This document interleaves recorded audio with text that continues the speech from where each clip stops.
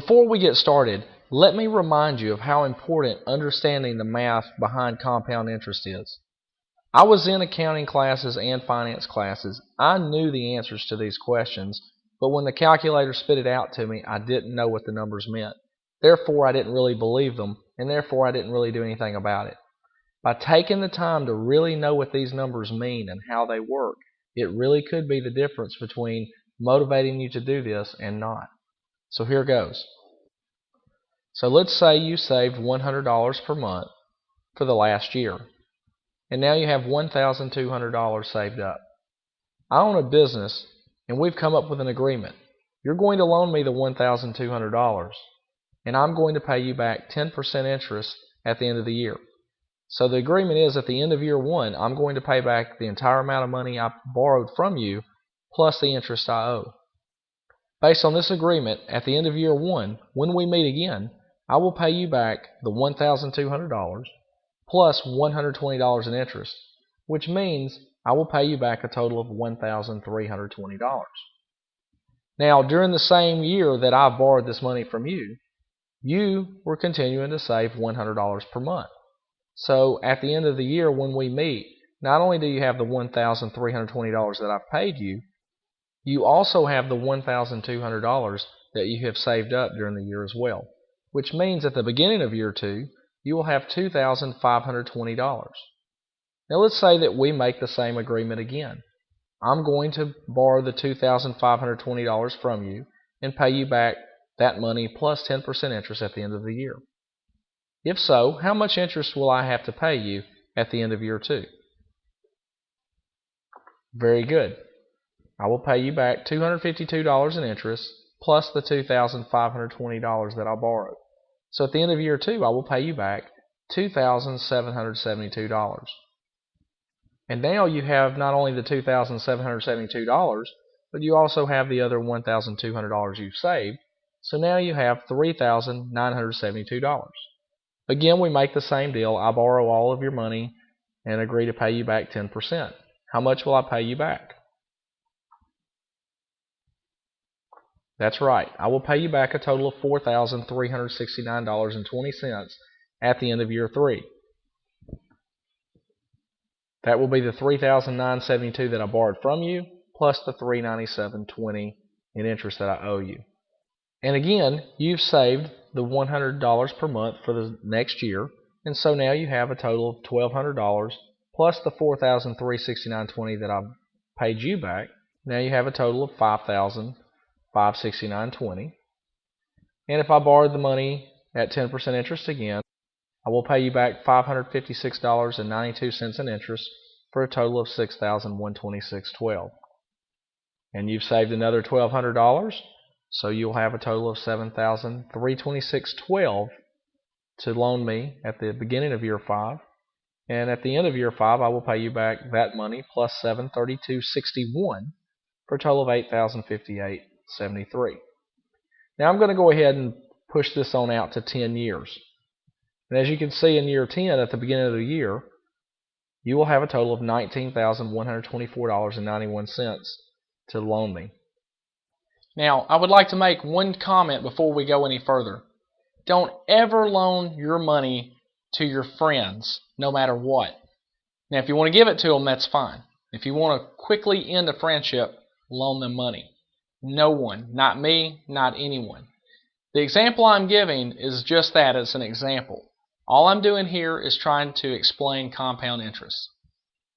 If I borrow all of that money and agree to pay you 10% interest, then I will pay you back $1,912.49 in interest plus the money that I borrowed. Now, I want to stop here and I want to make a very important point. Let's say that you were ready to retire after year 10. And let's just use the example that you could live off of $1,912.49 per year. No, you can't do that, but just follow me through this example. If you can do that, then here's the agreement you can make with me.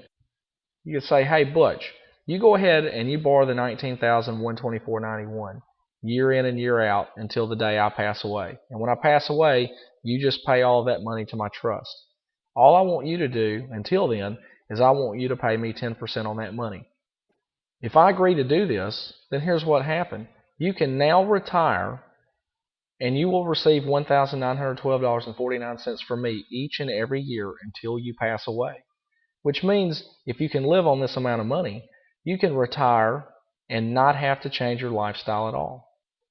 So a lot of people focus on the $19,000 or the amount that they want to have when they retire. But in reality, the number that matters, the number that is really important, is how much money your money's making you when you do retire.